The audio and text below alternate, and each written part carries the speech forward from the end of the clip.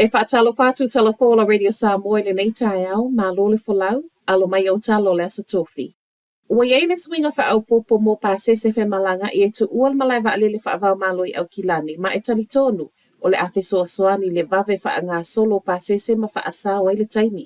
O le asona nafi o le ana amatalo i le swinga wo wha atanga i neo na tu upe i tonu o atolo ave i lunga le wa alele po o carry-ons, masini laptop, wha apea mea tō tino swa vai ai taimi e siaki ai.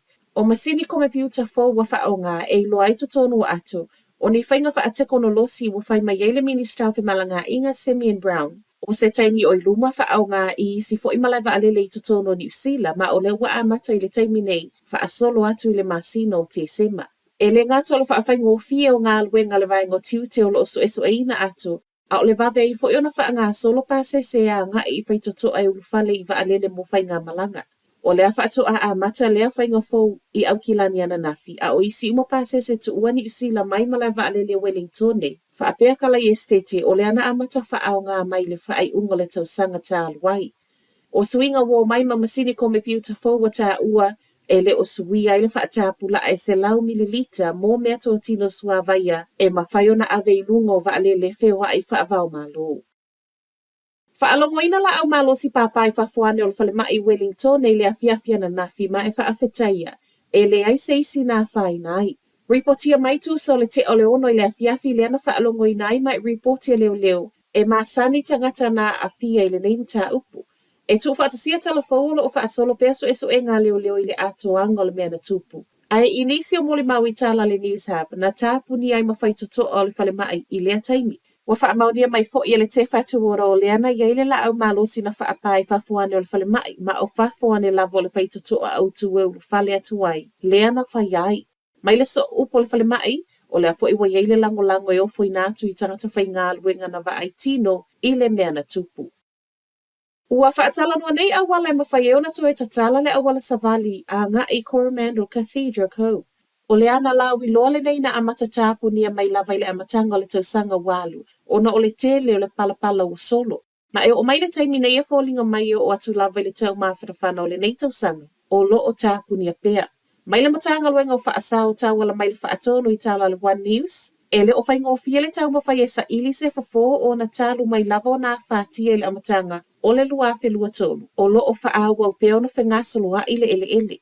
O nisi o i tuolo o tala noa ina le taimi nei, o le iai leo se awala savali le tu mau. A ngā i le matawhanga wha apea le wha asao mai le ngata o le wā ili le leo i tu e la mati ai. O le tupe whai ai wha apea suing o le tau mao na a fianga. O le Coromandel Cathedral Cove lo pipi i le lisi o nofuanga o le 5 au pito i sili le lalolangi lua o lua wha. Ma o se nofuanga i le ngata e asia i le toatele o tangata i no nofua i New Zealand wha apea i lato e whai malanga mai whafo. O le tausanga fōu leo lo wa ai i le malo i o atu i ai wa amata to e whaatau wola i atu no i whafo manu papalangi. O se tasi o mata upu e le o langolango i nei disi o whailafu manu. O na ole papo lenga i le taimi a wina atu ai wa a whewa i le sami, ai maise o le whaalanga ina i o le ingoa New Zealand. Ai mai le Federated Farmers o loo i a langolango ina le mana ongo le malo e to e whaatanga, e ui o le silia ma le tolus fulu wha afe. O tangata New Zealand wa mai a sainia le te e whaatu ma wai pele sa o loo iai le taimi nei.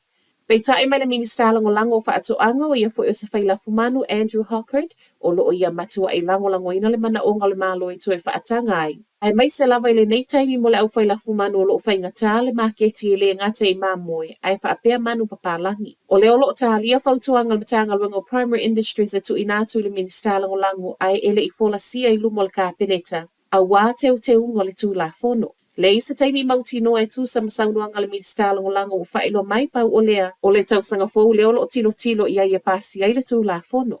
E se mai swinga wha le tū la fono, o le amatanga o le tausanga le neina whai mai ai le livestock export a New Zealand, e tu sama le tasi miliona e mo o mia e to e tatala i le sā lea o loo iai mō whi whaata wa inga nei.